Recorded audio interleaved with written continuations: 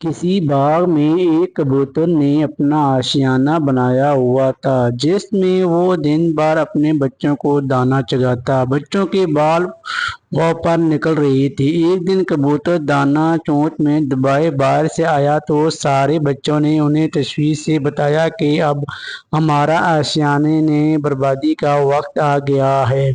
آج باغ کا مالک اپنے بیٹوں سے کہہ رہا تھا، پھل توڑنے کا زمانہ آ گیا ہے۔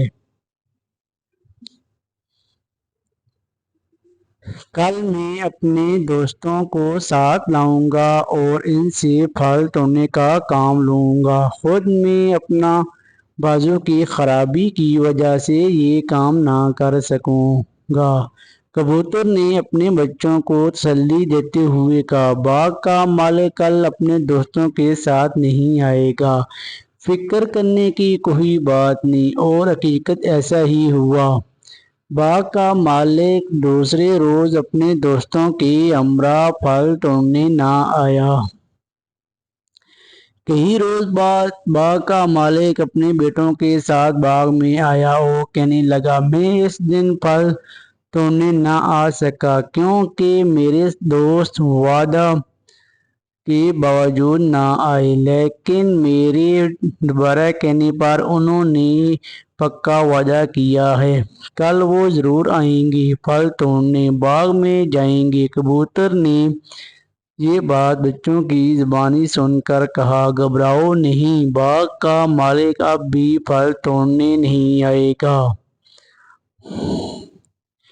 یہ کل بھی گزر جائے گی۔ اسی طرح دوسرا روز بھی گزر گیا اور باغ کا مالک اور اس کے دوست باغ نہ آئے۔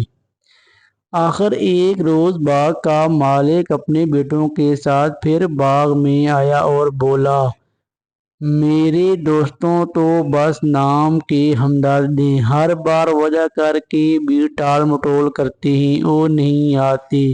اب میں نے فیصلہ کیا ہے کہ ان پر بھروسہ کرنے کی بجائے اپنا کام میں خود کروں گا اور کل باغ سے پھل توڑوں گا۔ کبوتر نے یہ بات سن کر پریشانی سے کہا، بچوں، اب اپنا ٹھکانہ کہیں اور تلاش کرنا چاہیے، باغ کا مالک کل یہاں ضرور آئے گا کیونکہ اس نے دوسروں پر بھروسہ کرنا چھوڑ دیا ہے۔ بس ثابت ہو گیا ہے کہ دوسروں پر بھروسہ ہمیشہ نقصان کا باعث بنتا ہے۔